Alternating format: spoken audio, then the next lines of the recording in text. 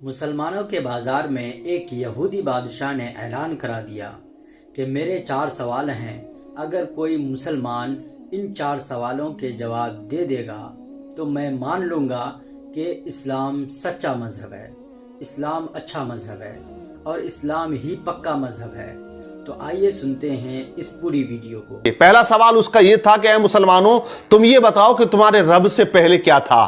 اس کا دوسرا سوال تھا اے مسلمانوں یہ بتاؤ کہ جب تم عبادت کرتے ہو تو پوری دنیا کے اندر جو مسلمان اللہ کے آگے جھکتے ہیں، سجدہ کرتے ہیں، تو وہ رب تمہارے سجدوں کو، تمہاری عبادت کو کیسے دیکھ لیتا ہے۔ اس کا تیسرا سوال تھا کہ اے مسلمانوں یہ بتاؤ تمہارے رب کا چہرہ کدھر کو ہے، اس کا رخ کس طرف کو ہے۔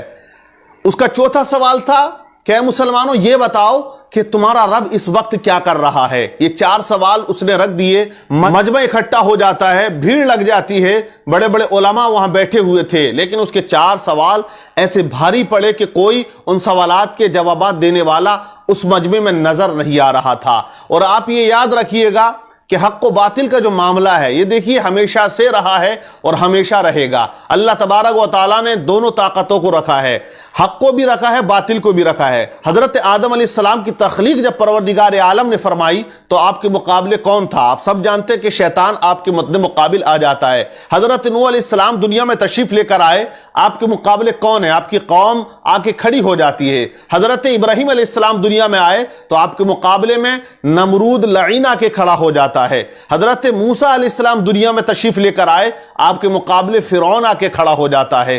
نبی پاک صلی اللہ تعالی علیہ وسلم دنیا کے اندر تشریف لے کر آئے، آپ کے مقابلے ابو جہل آ جاتا ہے۔ اور کربلا کے میدان میں حسین ابن علی کے سامنے یزید آ کے کھڑا ہو جاتا ہے۔ تو پتہ یہ چلا کہ دونوں طاقتیں دنیا میں ہمیشہ سے رہی ہیں اور قیامت تک یہ دونوں طاقتیں ہمیشہ رہیں گی۔ حق و باطل کا جو معاملہ ہے یہ ہمیشہ چلتا رہے گا، اور اسلام کے اوپر لوگ انگلیاں اٹھاتے رہے ہیں اور اسی طرح قیامت تک اٹھاتے رہیں گے، لیکن اسلام وہ مذہب ہے کہ پھیلتا ہمیشہ سے رہا ہے اور اسی طرح وہ پھیلتا اور پھولتا رہے گا۔ اسلام کو روکنے والا کوئی نہیں ہے، کیونکہ اسلامی سچا پکا مذہب ہے، لیکن یہاں اسلام کی کشتی بھور میں پھنسی ہوئی ہے۔ اس یہودی نے جو سوالات رکھ دیے، مجمع میں خاموشی طاری ہے، لیکن اسی درمیان مدرسے کی چھٹی ہو جاتی ہے اور بچے مدرسے سے سبق حاصل کر کے اپنے اپنے گھروں کو جا رہے ہوتے ہیں۔ انہی میں ایک چھوٹا سا بچہ آتا ہے اور اس نے کہا کہ اے لوگوں یہاں بازار میں بھیڑ کیسی ہے، معاملہ کیا ہے، مجمع اتنا اکٹھا کیوں ہے؟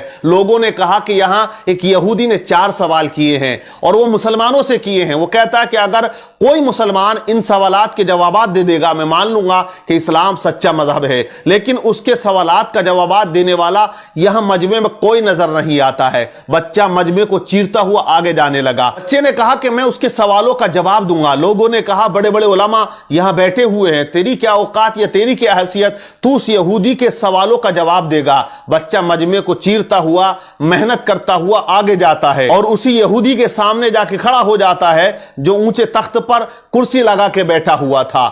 یہودی سے بچے نے کہا کہ اے یہودی تو اپنے سوال بتا، میں تیرے سوالوں کا جواب دوں گا۔ یہودی ہنسنے لگا، کہنے لگا اتنے بڑے بڑے علماء یہاں تشریف رکھتے ہیں، لیکن تو کیا جواب دے گا میرے سوالوں کا؟ تو بچے نے کہا کہ جواب دینے کے لیے عمر نہیں ہونی چاہیے، علم کا ہونا ضروری ہے۔ اپنے سوال رکھ، میں تیرے سوالوں کا جواب ضرور دوں گا۔ اس نے کہا کہ میرا پہلا سوال یہ ہے کہ تمہارے رب سے پہلے کیا تھا؟ بچے نے کہا آپ 10 سے نیچے کی گنتی گنو۔ اس نے گننا شروع کر دیا، 10 9 8 7 6 5 4 3 2 1۔ پھر بچے نے کہا 1 سے پہلے کیا ہے؟ اس نے کہا 1 سے پہلے کچھ نہیں ہے۔ تو بچے نے کہا میرے رب سے پہلے بھی کچھ نہیں تھا، میرے رب کے بعد بھی کچھ نہیں ہے، وہ ہمیشہ سے ہے اور وہ ہمیشہ رہے گا، وہ اکیلا ہے، وہی اکیلا رہے گا، اسے کوئی فنا نہیں ہے۔ کل من علیہا فان ویبقى وجہ ربک ذو الجلال والاکرام۔ بچے نے اس کے سوال کا جواب دیا۔ یہودی حیران رہ گیا۔ بچے نے کہا اب تو دوسرا سوال کر، تیرا دوسرا سوال کیا تھا، تیرا دوسرا کوشچن کیا ہے؟ تو یہودی نے کہا میرا دوسرا کوشچن، دوسرا سوال یہ ہے کہ جب پوری دنیا میں مسلمان اللہ کی عبادت کرتا ہے، اس کے آگے سجدہ کرتا ہے، تو وہ رب کیسے تمہاری عبادت کو دیکھ لیتا ہے یا تمہیں سجدہ کرتے ہوئے دیکھتا ہے؟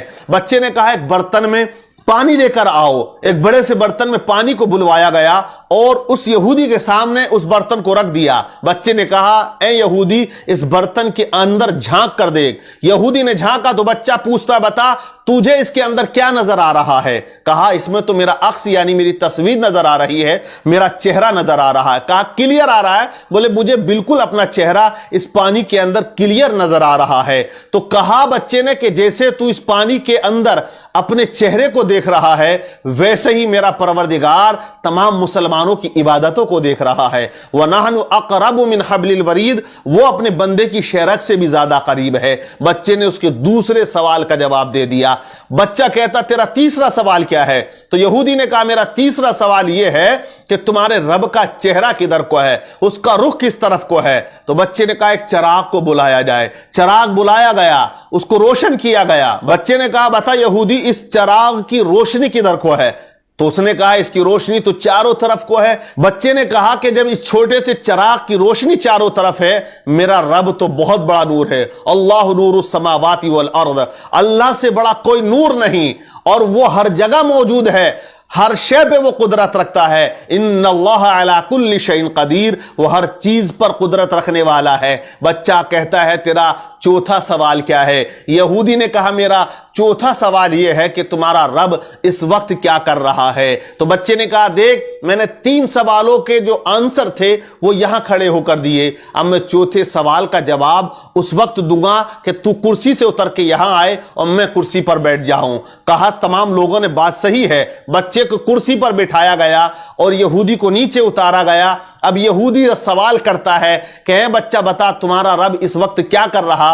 तो बच्चे ने कहा कि मेरा रब इस वक्त यह कर रहा है कि एक बच्चे से एक यहूदी को जलील कर रहा है और उसे कुर्सी से उतारकर नीचे खड़ा कर रहा है और मुझे वो कुर्सी पर बिठा रहा है। जब इस तरह बच्चे ने तमाम सवालात के जवाबात दिए तो मजमे में नाराए तकबीर बुलंद हो जाता है। और ये बच्चा कोई आम बच्चा नहीं था, बल्कि आगे चल के यही बच्चा इमाम आजम अबू हनीफा रज़ियल्लाहु ताला अन्हु के नाम से जाना और पहचाना जाता है, जो आज मुसलमानों